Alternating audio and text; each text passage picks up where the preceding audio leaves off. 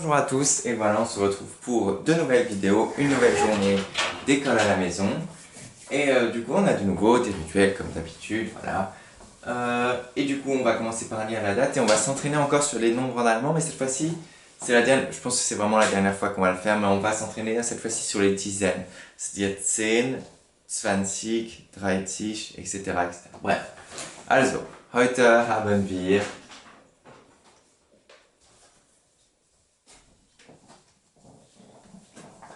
Heute haben wir Dienstag, den 15. Mai 2020. Also, ok. Et on va s'entraîner juste un peu sur les dizaines en allemand, comme ça on sera vraiment bien. Le but c'est que pour le CM2, vous savez vraiment tous les nombres de 0 à 100 en allemand. Et enfin, ok? Parfait. Donc 10, c'est 10. Du coup là je compte les dizaines. Une dizaine, deux dizaines, trois dizaines, quatre dizaines, cinq dizaines, etc. etc. Une dizaine, c'est 10. 10, c'est 10. 10, 20, 30, 40, okay, 50, 60, 70, 80, 90, 100. Je répète. 10, 20, 30, 40, 50, 60, 70, et pas 70, 70, 80, 90 et 100. Vous êtes bon? Prêt? Ok. Facile. 10, 20. Facile. On connaît. Ok.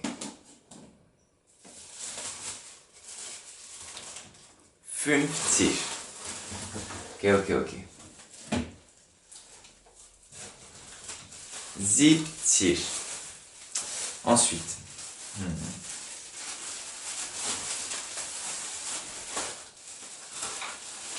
90. Ok. 100. 30.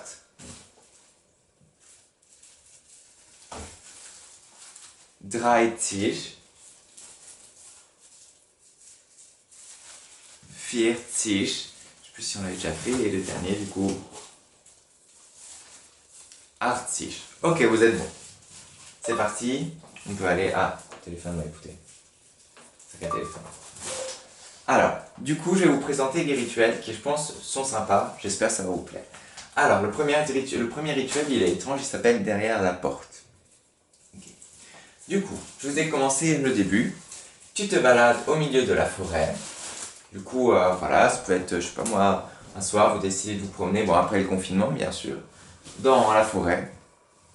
Et dans des coins un peu reculés de la forêt, c'est-à-dire dans des coins où les gens ne vont pas très souvent. Voilà.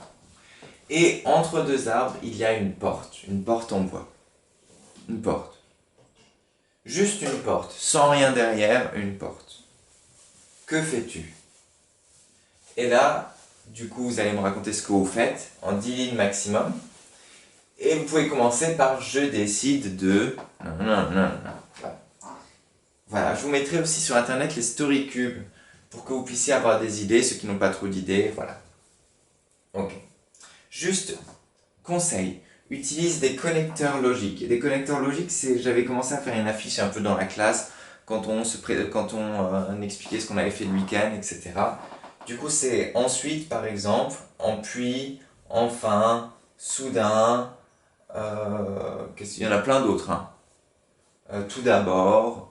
Enfin, c'est des mots qui servent à relier les phrases entre elles, tout simplement. C'est pour ça que ça s'appelle des connecteurs logiques. Ça relie les phrases ensemble. C'est pas, par exemple, mardi, mardi, je suis allé à la piscine. Mercredi, j'ai fait mes devoirs. Ah non, on peut dire mardi, je suis allé à la piscine. Ensuite, mardi, j'ai fait mes devoirs. Voilà, ça relie les phrases ensemble. Très important du coup parce que ça sert à rendre le texte mieux, plus fluide, plus joli et plus agréable à lire. Voilà. Ensuite, deuxième épreuve que j'ai appelée à la place de Stéphane de Bruges. Vous vous rappelez, c'est celui qui a inventé entre guillemets la virgule. Voilà. Transforme en nombre décimaux. Nombre décimaux, vous vous rappelez qu'il y a une partie entière, une virgule, une partie décimale. On a donc 1 dixième, 47 plus 5 dixièmes, 8 plus 7 millièmes, 9 centièmes, 40 plus 17 centièmes. Okay. Du coup ça va, c'est pas trop compliqué, on a fait ça hier. Voilà. Là par contre après on s'entraîne un peu sur les calculs mentaux, mais la dernière fois on avait fait les plus, la semaine dernière, les additions, voilà.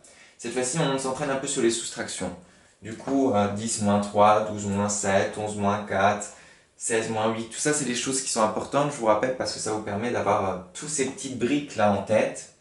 Et quand il y aura des calculs plus compliqués, bah, vous saurez déjà faire calculer les unités très rapidement. Voilà.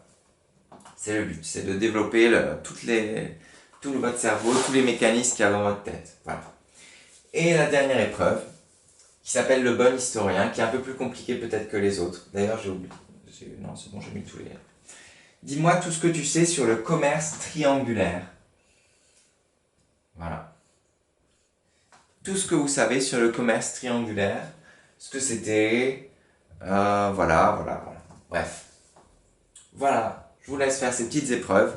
Moi, je vous fais la correction et on se retrouve après pour le français. Par contre, le français, c'est la vidéo de hier, qui est, comme la journée d'hier était comme d'habitude trop longue, parce que je fais des vidéos trop longues des fois, du coup, j'ai pris le français et j'ai mis aujourd'hui. Voilà. Et du coup, c'est normal que ce soit un peu bizarre, comme d'habitude.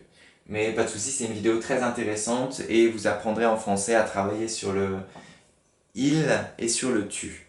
Voilà. La dernière fois, on avait appris ensemble à travailler sur le vous. Là, vous arriverez aussi à conjuguer le il et le tu au futur.